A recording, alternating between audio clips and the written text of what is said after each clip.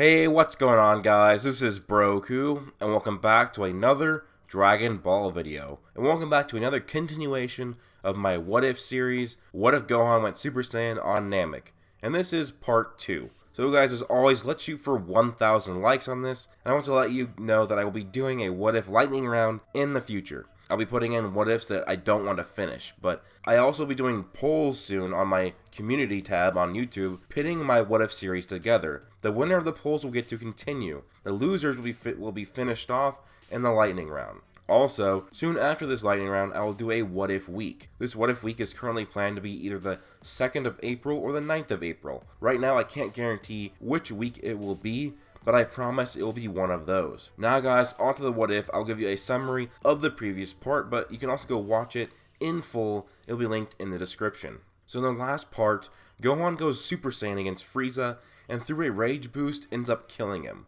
With Goku staying back with his son on Namek, the both of them would end up on a planet, Yardrat, for a year, where Goku learns Super Saiyan and Instant Transmission, and Gohan improves his base power while learning Instant Transmission as well. Coming back to Earth, Goku would die of the heart virus just like in the original timeline. When the androids come, Gohan perseveres and achieves Super Saiyan 2, using it to defeat the androids. With the androids being defeated and Earth saved, Trunks would never need to go back in time to warn them of the androids. So, this is where we get the continuation of the what if. Over the years, Gohan and Trunks would grow a strong bond together. Without Goten existing, Gohan would be the one to watch over him. So by the time 7 years later comes around, Trunks would be extraordinarily strong and have the powers of Super Saiyan and Super Saiyan 2, since you'd have both Gohan and Vegeta as his mentor, who both would have Super Saiyan and Super Saiyan 2. Now with a world of peace, I do believe that Goku would be allowed to return again for the World Tournament. The difference though here is that Goten is nowhere to be found. That is because Goten is never born.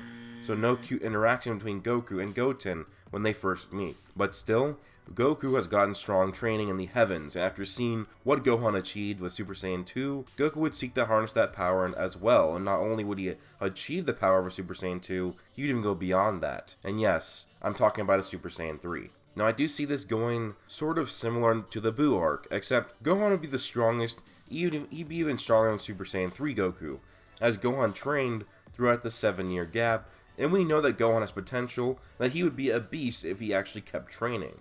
Even Trunks would be strong enough in this to fight against some of the Babidi henchmen. And so, the Buu saga is always quite similar in my what ifs because it is a saga that is easily changed through such weird occurrences. Vegeta would eventually go Majin and would fight Goku, but Gohan, being so strong, would easily one-shot Dabura while just being in his regular Super Saiyan form, which leads to Gohan.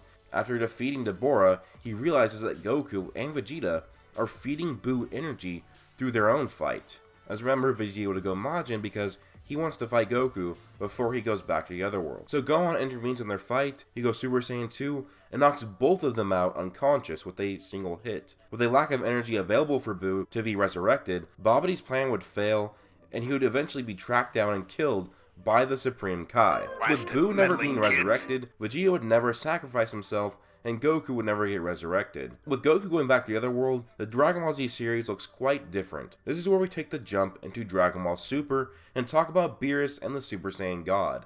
And this is quite predictable, so I'll just go right through it. Beerus arrives, Gohan fails as a Super Saiyan 3, Gohan then thinks of a way for the God ritual. He would use the Dragon Balls, and they realize they don't have enough Saiyans for a ritual. They only have Gohan, Vegeta, Trunks, and Pan. 2 more Saiyans were needed. With not enough Saiyans left, Goku was granted access to come to Earth just to take part in the ritual. But where would the 6th needed Saiyan be? Well, in Bulma's belly. With Vegeta spending a lot less time training worrying about Kakarot since Goku is dead, he would have a bit more time to get busy with his bae, and boom, now we have Bra coming a bit earlier. Now the ritual can be done, and Gohan becomes a god and fights with Beerus. Beerus then leaves satisfied. Now instead of Vegeta going and begging for Whis' training, Gohan would do that. The need to get stronger and protect Earth is just strong within Gohan. He wants to protect Earth and become the strongest. And Vegeta would not want any part in that training since Kakarot's dead. He doesn't have any motivation, so Trunks, who was like a brother to Gohan, joins him. They spend many months training together. Gohan cannot go Super Saiyan Blue, and so can Trunks. For the sake of this what if, Trunks is going to be more of a teenager size, like he should be, as Kid Trunks is the same size in Dragon Ball Super. While in Dragon Ball Z, future Trunks when he was 14 was at least a bit bigger in the Android saga. So he is that size, which makes it a lot better because it was quite annoying that Goten and Trunks in Super are still kid size despite being 13 and 14. But over time, Gohan and Trunks continue their training with Whis, and eventually Frieza would be revived by his minions, and he would train for a few months, and he wanted revenge on the kid who killed him, son Gohan. With the fight eventually happening, Blue Gohan would absolutely demolish Frieza like he was nothing, because remember, Gohan has been training the entire time, he has God Ki, so just imagine how strong Gohan would be if he never really stopped. He would be an OP version of Goku. And then so would happen the Universe 6 tournament where Gohan, Trunks, Vegeta, Piccolo, and Krillin enter the tournament. Trunks starts from the get-go and would easily defeat Botamo, and despite messing around at first, he defeats Frost. Unlike Trunks from the main timeline, the OG timeline Trunks, who has been mentored by Gohan, he gets shit done. He also outsmarts Vegeta, and this leads to Cabba vs Trunks, which I personally think would be a really cool fight. But due to having Blue and been training with Whis, Trunks easily defeats Cabba. But Super Saiyan Blue Trunks doesn't fare well at all against Hit, and he's defeated. And Super Saiyan Blue Gohan comes in after hearing about the time skip from Jacko and finishes Hit off, winning this tournament. Sorry guys, I rushed through that, but with all the Gohan what ifs I've done, I've already done very similar tournaments and all that stuff, and I just want to get boring by going it over and over and over again. So now we get to the Goku Blackheart, or shall I say, the Gohan Blackheart. Yes, Zamasu seen how strong Gohan is and how he gets to train with the gods and like hang out with them. That gets Zamasu pretty pissed and makes him go to the dark side quite quickly. One day, while Gohan's on Earth with Trunks training away with Whis, this Gohan Black would arrive. Trunks, I believe something terrible has happened back on Earth. It looks as if Gohan is killing innocent people. Trunks looked at Whis' staff in shock and immediately started to try and sense Ki on Earth so that he could teleport there. Because yes, Trunks has learned instant transmission as well. But since it was too far, he gets on Whis and he teleports him there. Trunks sees destroyed cities and a crater in the middle of it with a man lying in the center. Trunks flew down. It was Gohan, his arm missing, scars flown across his face. Gohan, how could you do this? Trunks, please listen to me. This wasn't me, just somebody who looked a hell of a lot like me. He was too strong. I couldn't beat him. Trunks then looked over and saw Gohan Black standing behind him. Well, hello there, young Trunks. Nice to meet you. Are you ready for your impending doom?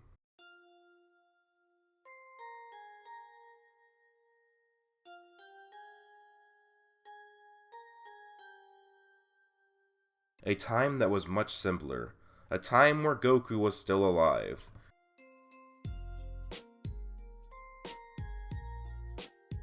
Goku and Gohan were training. It had been almost a year since they had gotten back from Yardrat. As Super Saiyans, they were teleporting, instant transmissioning around, dodging punches and stuff during their attack, using it to attack each other, and Gohan with his smarts and power was able to get the upper hand on his father.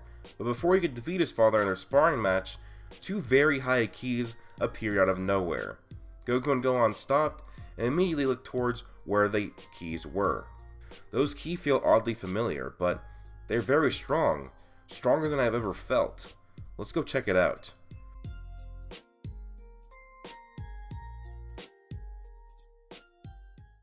Goku and Gohan would arrive and see a weird vehicle craft sitting there. The two keys were emitting from it. The hood opened out, and out came a man in a very familiar gi, the same one that Goku was wearing. Goku knew immediately. He was holding a smaller person with hair similar to that of Bulma, who was unconscious. He was holding him with only his left arm. Goku, Gohan, how's it going? I'm Gohan, from the future. Over 15 years from the future. Bad things have happened. We need to talk.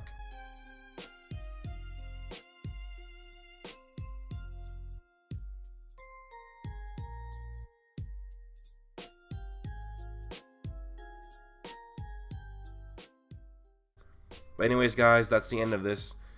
Hope you guys enjoyed. Please, let's shoot for 1,000 likes.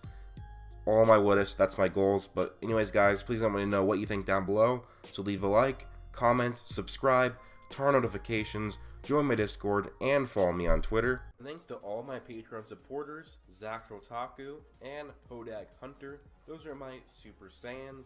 Thanks to my Super Saiyan 2s, Darius, Israel Flores, Dutch Gamer Monkey, Connor Trigg, Locke, Gerald Herbert, Anime Paradox, Griffin Jacob, and Mystic Ghoul. And thanks to my Super Saiyan 3s, Scotland Serenity, Daraj Payton, Sin Overlord 17, Badass Thug, and the really awesome dude that only supports Broku on Patreon. Thank you guys so much for all the support on my Patreon. It really does mean a lot, and it really does help me out. Hope you guys all have an amazing day. Peace out.